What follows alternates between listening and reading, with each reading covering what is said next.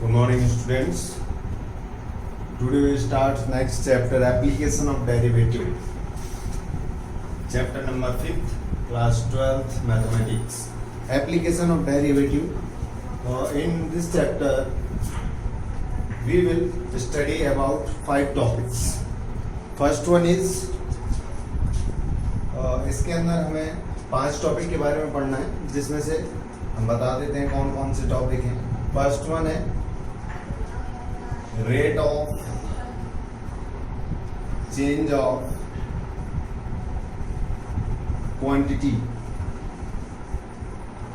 Rate of change of quantity means किसी भी quantity के रेट, उसके किसी भी क्वांटिटी पे क्या चेंज आ रहा है. ठीक है, विद रिस्पेक्ट टू टाइम हो सकता है, विद रिस्पेक्ट टू किसी एक वेरिएबल को दूसरे वेरिएबल के रिस्पेक्ट में वेरी करना. ठीक है, ये कहलाता है रेट ऑफ चेंज. ठीक, एक ये टॉपिक पढ़ेंगे. दूसरा टॉपिक है हमारा increasing and decreasing function.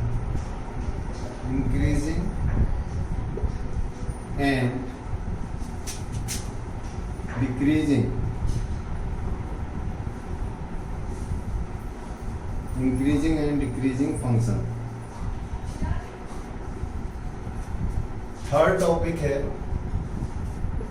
Tangent and normal. Tangents and normal. ठीक है. फोर्थ टॉपिक है error and approximation. Error and approximation. And fifth topic है मैक्सिमा और मिनिमा. मैक्सिमा और मिनिमा ऑफ अ फंक्शन. ये 5 टॉपिक है हमारे इस चैप्टर में. एक्चुअली ये 5 चैप्टर ही है. ठीक है, अगर हम कंपटीशन में जाएं तो वहाँ पे ये 5 अलग अलग चैप्टर पढ़ाए जाते हैं. ठीक है, जो कि यहाँ पे एक ही चैप्टर के अंदर 5 टॉपिक है. ठीक, अब इनमें से इस साल हमारे क्लास 12 बोर्ड में एक ये वाला हटा दिया गया है और एक ये वाला हटा दिया गया है. ठीक है, तो बोर्ड में हमें मेनली ये 3 चैप्टर पूछे जाएंगे. क्लियर. और हर साल भी इन्हीं 3 चैप्टर से आता है. इनसे कभी एक आध क्वेश्चन आ जाता है 1 मार्क्स का, बस 1 या 2 मार्क्स का. इससे ज़्यादा कभी पूछा नहीं जाता था इन 2 चैप्टर से. इसलिए हमें इन 3 टॉपिक्स पे ज़्यादा फोकस करना है, बट हम इनको भी पढ़ेंगे. ठीक है, इन दोनों को भी हल्का सा टच करते हुए चलेंगे, जिसके बारे में हमें पता होना चाहिए. ठीक है, एक्सरसाइज सॉल्व करते हुए जाएंगे. ओके, तो ये सारे हमारे क्या है, एप्लीकेशन है किसके, डेरिवेटिव के. Application of derivative means derivative का यूज हम कहाँ कहाँ कर सकते हैं. Clear. Rate of change of quantity पे इंक्रीजिंग है फंक्शन या डिक्रीजिंग है, ये बताने के लिए भी हम डेरिवेटिव का ही यूज करते हैं. टेंजेंट्स एंड नॉर्मल में relation and tangent and normal कैसे फाइंड करते हैं, उसमें भी इसका यूज होता है. Error and approximation using derivative, ये भी यूज होता है. मैक्सिमा और मिनिमा, फंक्शन की मैक्सिमम वैल्यू और मिनिमम वैल्यू भी हम इसको यूज करके फाइंड कर सकते हैं. क्लियर. तो ये हमें 5 टॉपिक्स पढ़ने. देखते हैं 1 बाय 1. ठीक है, तो स्टार्ट करते हैं हम. Rate of change of quantity. ठीक है, इसको नोट कर लें. तो rate of change of quantity,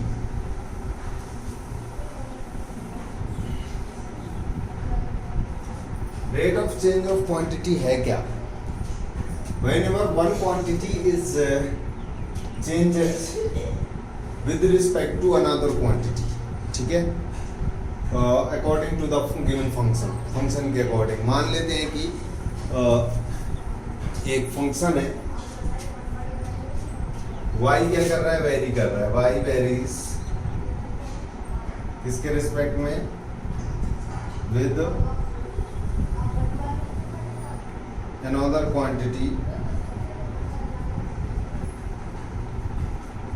quantity x. ठीक है, और कोई रूल सेटिस्फाई रूल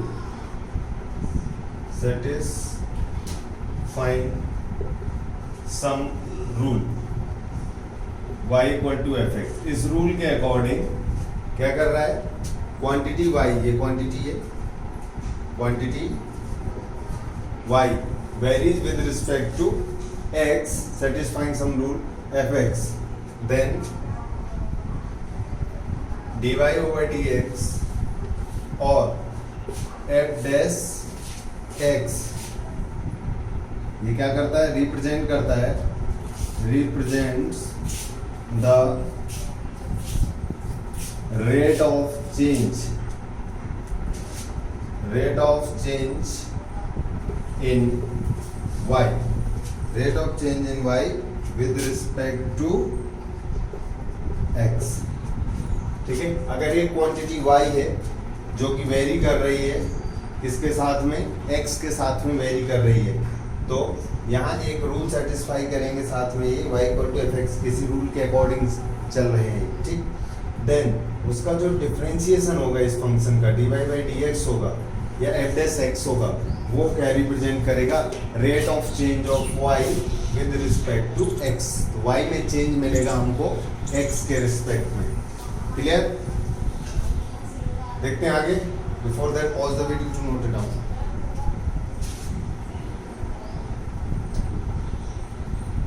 ठीक है, तो इसको नोट कर लिया। अभी हम बता रहे थे कि एक क्वांटिटी दूसरी क्वांटिटी के साथ में अगर वेरी कर रही है, अब मान लो कि एक दो क्वांटिटी है,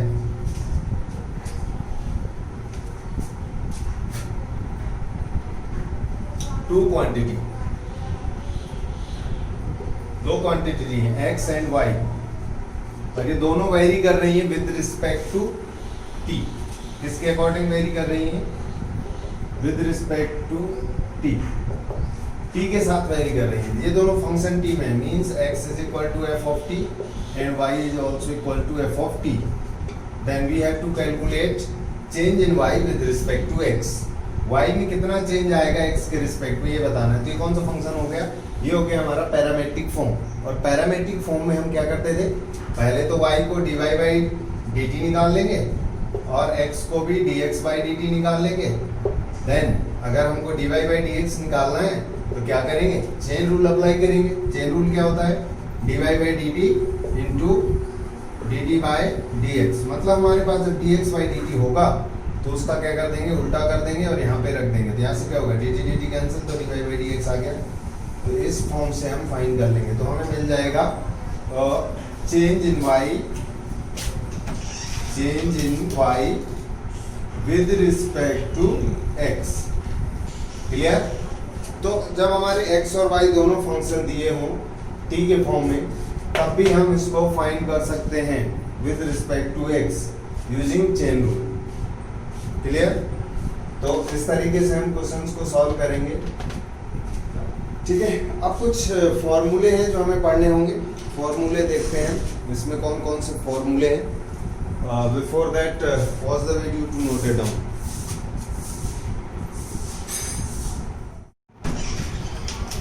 देखते हैं कुछ फॉर्मूले, इसके ऊपर जो इम्पोर्टेंट फॉर्मूले हैं, वैसे तुम्हारे बहुत सारे पढ़े हुए फॉर्मूले हैं, बट हमें एक बार इनको ध्यान रखना होगा, ठीक है। जैसे कि एरिया ऑफ सर्कल, तुम्हें पता क्या होता है, pi R square, perimeter of circle 2 pi R, ये हो गया सर्कल का, ठीक है। सेकेंड लेते हैं सरफेस एरिया ऑफ क्यू, क्या होता है, 6 इंटू साइड स्क्वायर, ठीक है। इसी के अंदर इसका वॉल्यूम भी ले लेते हैं, वॉल्यूम ऑफ क्यू क्या होता है, साइड क्यू, ठीक है। थर्ड वन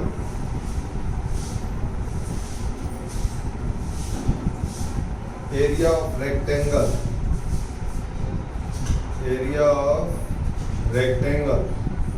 कितना होता है area of rectangle, x into Y, अगर ये दो साइड है x और y तो x इंटू वाई होगा। और इसका पेरीमीटर कितना होता है, पेरीमीटर ऑफ रेक्टेंगल होता है 2 टाइम्स एक्स प्लस वाई, ठीक है। यहाँ पे भी है एम एक्स कर देते हैं, मान लो एक्स साइड है, ठीक है। ये हो गया रेक्टेंगल के अकॉर्डिंग। फोर्थ है हमारा surface area of sphere, surface area of sphere, ठीक है। ये क्या होता है 4 पाई आर स्क्वायर, ठीक। Volume of sphere, volume of sphere जो होता है वो होता है 4/3 पाई आर क्यूब। फिफ्थ देखते हैं, फिफ्थ है हमारा area of equilateral triangle, area of equilateral triangle, इसका फॉर्मूला होता है √3/4 साइड स्क्वायर, ठीक है। Six formula surface area of cone, क्या होता है surface area of cone pi R L. और इसी को और भी एक नाम बोलते हैं surface area of conical funnel, ये भी इसी का नाम है, ठीक है। इसके बाद आता है volume of cone, volume of cone जो होता है वो होता है 1/3 पाई आर स्क्वायर एच। ये हमारे फॉर्मूले हैं जो यूज होने वाले हैं हमारे इस टॉपिक में, ठीक है। तो इन फॉर्मूलों को हम याद रखेंगे ताकि हमको क्वेश्चन करने में आसानी हो, ठीक है। और इसके अलावा एक और टॉपिक है इसके अंदर ही, जो 2 टर्म हैं, एक को बोलते हैं हम सी एक्स है, जिसको हम बोलते हैं टोटल कॉस्ट, ठीक है। This is cost, total cost. ये दिया होगा सी एक्स तो टोटल कॉस्ट, और अगर हमको निकालना होगा मार्जिनल कॉस्ट, ठीक है। मार्जिनल कॉस्ट क्या होता है dy/dx of total cost. Total cost का अगर हम डिफरेंशिएशन करते हैं तो ये निकलता है मार्जिनल कॉस्ट, इसको बोलते हैं मार्जिनल कॉस्ट, ठीक है। ये मार्जिनल कॉस्ट है। ऐसे ही एक होता है RX, RX होता है जिसको हम बोलते हैं टोटल रिवेन्यू, क्या बोलते हैं हम इसको टोटल रिवेन्यू।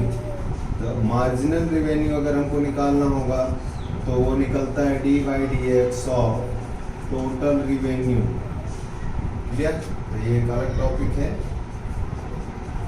एक आध क्वेश्चन इसके भी होते हैं, ठीक है। अगर CX दिया है और मार्जिनल कॉस्ट पूछा है तो हम उसका डिफरेंशिएशन कर देंगे, और अगर RX दिया है टोटल रिवेन्यू तो उनको मार्जिनल रिवेन्यू निकालना होगा, तो इस तरीके से उसको सॉल्व करेंगे। ये कुछ फॉर्मूले और ये मेथड याद रखना है।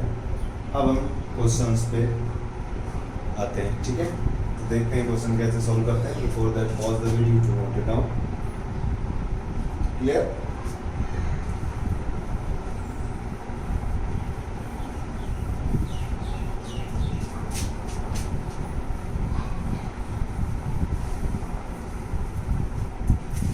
देखते हैं question.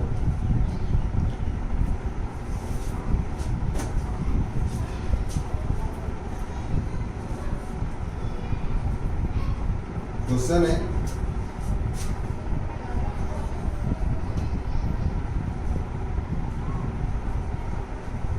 the side of a square, side of a square is increasing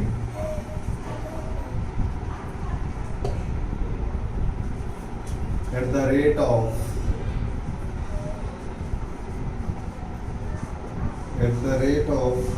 0.2 centimeter per second. Find the rate of increase of the perimeter of the square. Okay, तो कह रहा है कि एक स्क्वायर है जिसकी साइड इंक्रीज कर रही है at the rate of 0.2 centimetre पर सेकेंड। तो कह रहा है कि फाइंड करो the rate of increase of perimeter of the square. ठीक है, तो सबसे पहली चीज तो हमें पता होना चाहिए, लेट कर लेते हैं, let the perimeter of square is P and side of square is X. Yes, yes, XC. ठीक है, तो गिवन क्या है हमको? सबसे पहले तो पेरीमीटर इज इक्वल टू होता है 4 टाइम्स साइड। ठीक है, means P is equal to 4x। अब हमें गिवन क्या है? गिवन देख लो, गिवन क्या है? गिवन है हमको rate of change of increase in side, मतलब कि side dx by dt with respect to time है कितना दिया हुआ, 0.2 सेंटीमीटर पर सेकेंड। तो यहाँ पे हम क्या करें, डिफरेंशिएट कर दें, differentiate with respect to t both side. तो dp by dt is equal to हो जाएगा 4 into dx by dt and dx by dt हमको पता है कितना है, 0.2। यहाँ से कितना आ जाएगा, 4 इंटू 0.2 कितना आ गया, 0.8 सेंटीमीटर पर सेकेंड।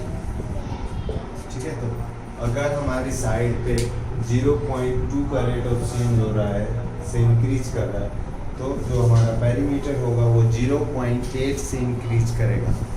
क्लियर, समझ में आ रहा है? तो इसको नोट करें। कुछ और क्वेश्चन देखते हैं। For that for the video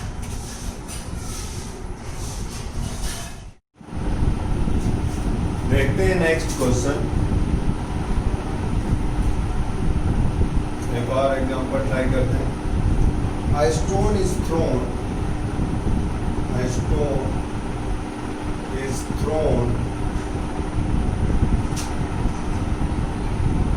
into a lake producing a circular ripple. The radius of the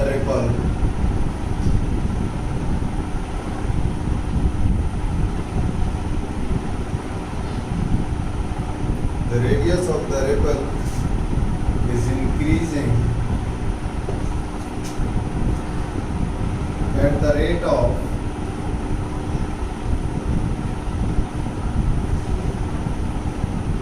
3 meters per second. How fast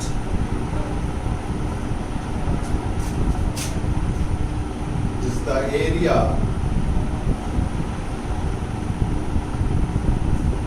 inside the ripple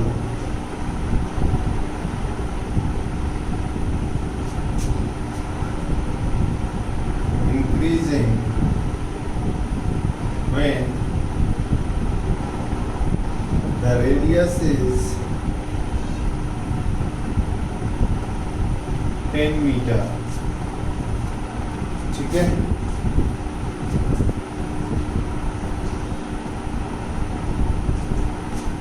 सबसे पहले तो क्वेश्चन को समझो क्या रहा है। एक स्टोन है, पत्थर है, जिसको हमने थ्रो किया एक लेक में। ठीक है, तो वहाँ से क्या होती है, जब पत्थर हम फेंकते हैं तो क्या होता है, गोल गोल ऐसे रिपल इफेक्ट होते हैं, ठीक है। जो रिपल होती है वो ऐसे फैलती है, पहले छोटी सी निकलेगी, फिर और बड़ी निकलेगी, फिर और बड़ी निकलेगी, मतलब उसकी रेडियस इंक्रीज करती जाती है, तो उसका एरिया भी इंक्रीज करेगा। क्लियर? ये तो प्रैक्टिकल सी बात है जो तुमने खुद से करके देखा होगा कि कहीं भी पानी में अगर तुम पत्थर फेंकते हो तो क्या होता है, वेव्स निकलती हैं, रिपल निकलती हैं, ठीक है। जो रिपल होती है सर्कुलर वो निकलती है। तो कह रहे हैं कि जो रिपल की रेडियस है वो 3 मीटर पर सेकेंड इंक्रीज कर रही है, मतलब कि पहले 3 फिर 6 फिर 9 ऐसे इंक्रीज कर रही है। तो कह रहा है कि बताओ कि जो इसका एरिया होगा रिपल का, इसके अंदर जो एरिया आ रहा है रिपल के, वो कितना इंक्रीज करेगा, कितने रेट से इंक्रीज करेगा जब उसकी रेडियस कितनी है, 10 मीटर, ठीक है। सबसे पहले तो लेट कर दो, late R be the radius and A be the area of the ripple, circular ripple, ठीक है। तो R हमने रेडियस मान ली उसकी और A एरिया मान लिया, तो क्या हो जाएगा, A equal to pi R square, ठीक है। एरिया का फॉर्मूला ही होता है सर्कल के लिए।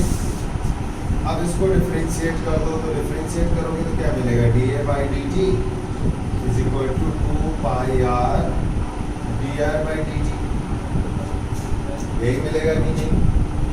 और हमको गिवन क्या है, गिवन है हमको D R by D T, given है rate of change of radius 3 metre पर सेकेंड, ठीक है, ये गिवन है। तो एरिया पे चेंज निकालना है, तो D A by D T is equal to 2 pi R into 3, कितना आ गया, ये 6 पाई आर आ गया। अब D A by D T बताना है हमको at R is equal to 10 metre पे कितना हो जाएगा, 6 into 10 into pi means 60 pi square metre पर सेकेंड, ये होगा हमारा, ठीक है। यूनिट का ध्यान रखना है, 60 स्क्वायर मीटर पर सेकेंड होगा, ठीक है, या मीटर स्क्वायर पर सेकेंड करो, मीटर स्क्वायर पर सेकेंड, ठीक है। इतने metre square per second, 65 metre square per second क्या करेगा, इसका एरिया इंक्रीज करेगा, ओके। इसको नोट करो। दूसरा क्वेश्चन देखते हैं।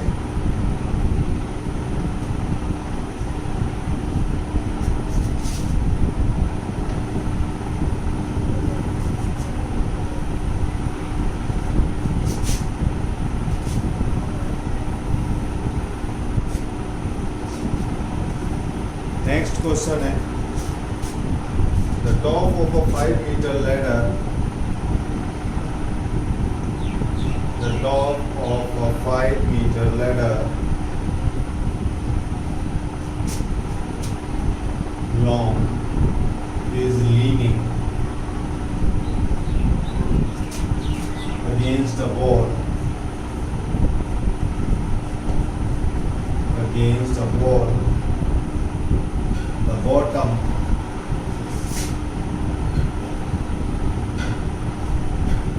of the ladder is pulled along the ground away from the wall, away from the wall at the rate of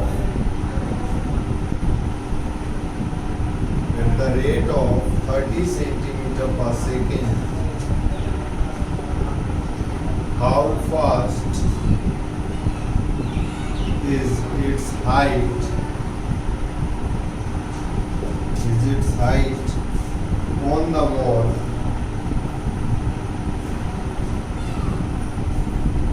decreasing when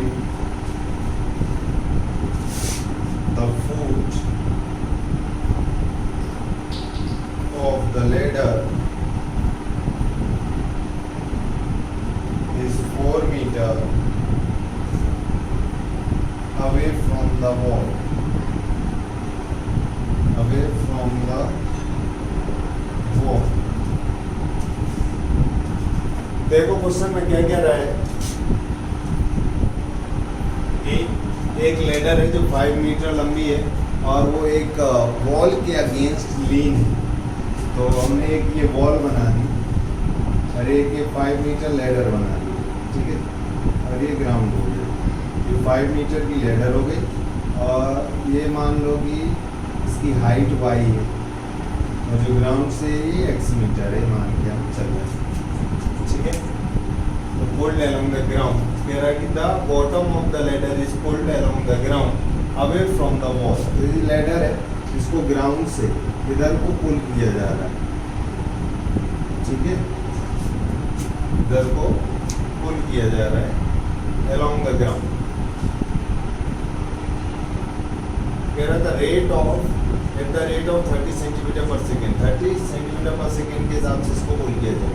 तो कह रहा how fast is it's height on the wall decreasing. ये जब इधर को जाएगा तो ये वाला पार्ट नीचे को आएगा, ठीक है।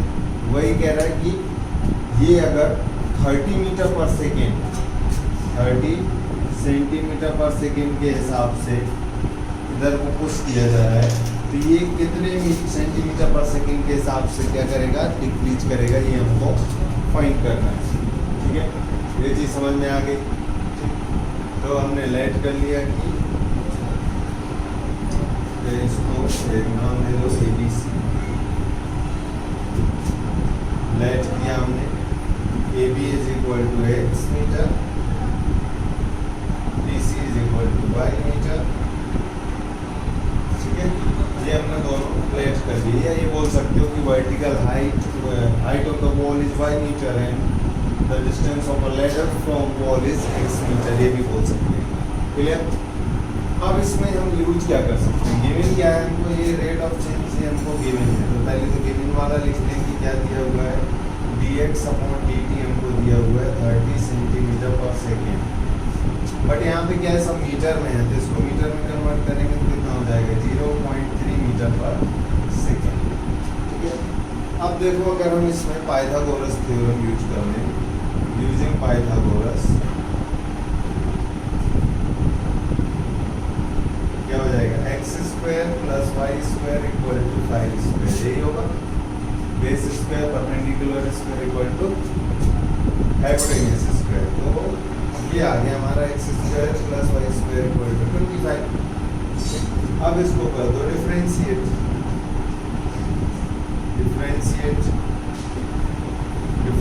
किया तो कितना आ जाएगा, 2x dx/dt + 2y dy/dt और यहाँ कांस्टेंट है तो 0 आ जाएगा, ठीक है।